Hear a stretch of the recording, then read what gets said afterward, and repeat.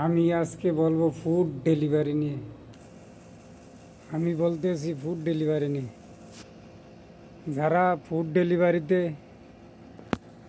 Saudi আরবে food delivery দেয়, তাদের থাকা কোম্পানির আকামা, ওয়াইফাই বিল, মোটরসাইকেল, তেলের বিল সব কোম্পানি বহন করে।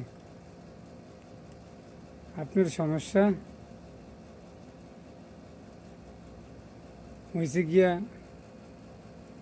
আপনি যত সাপ্লাই দিতে পারবেন, আপনার টার্গেট থাকতেই হবে। কোম্পানির টার্গেট 400 ডেলিভারি। আপনি যদি 400 ডেলিভারি দিতে পারেন,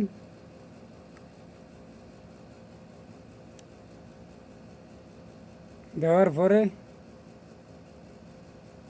আপনার হাজিরা এন থেকে আসবে, আপনার বেতন দিব অথবা 2000 অথবা 2500। যারা পুরানো হয়ে যায় তাদের বেতন 2500, খাবার নিজের।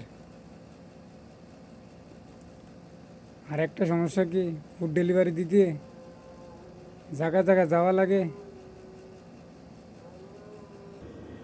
জায়গা জায়গা যাওয়া লাগে।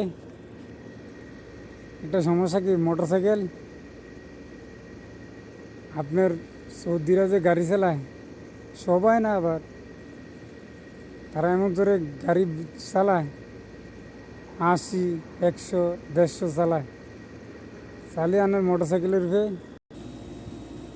সৌদিরা আইয়া জোরে জোরে স্পিডে গাড়ি চালে আইয়ে 80, 160, 150, 100 আইয়া গিয়ে পিসি দিয়ে লাগিয়ে দিয়ে যায় গিয়ে। এবার কি আপনি কি মরবেন না বাঁচবেন, ওটা তাদের দেখার বিষয় না। তারা চালাইব আর যাইব গিয়ে, এই শিখে তাদের সমস্যা। এটি আপনার ফুড ডেলিভারি রিক্স। রিক্স কি, এরপর জোরে কোনো কিছু করা যায় না, ঠিক আছে। মোটরসাইকেলের স্পিডে একটু লাগালে তো স্পিডে মোটরসাইকেল ফিরে যায়। এই শিখে ফুড ডেলিভারি কাজের সমস্যা। ফুড ডেলিভারি দিলে একটা রিক্স, আর নাহলে কোনো রিক্স নেই। আর আপনার ভালো লাগে না, আপনার ইচ্ছা কাজ, আপনার ভালো লাগে না, আপনার ডিউটি আজকে শরীর খারাপ, আপনি যাইতেন পারবেন গিয়ে, সমস্যা নাই, ঝামেলা নাই। ওই ডেলিভারি আপনার টার্গেট মতন থাকলে আপনার বেতন বেশি হইব, ঠিক আছে। ভালো থাকেন, আল্লাহ হাফেজ, খুদা হাফেজ।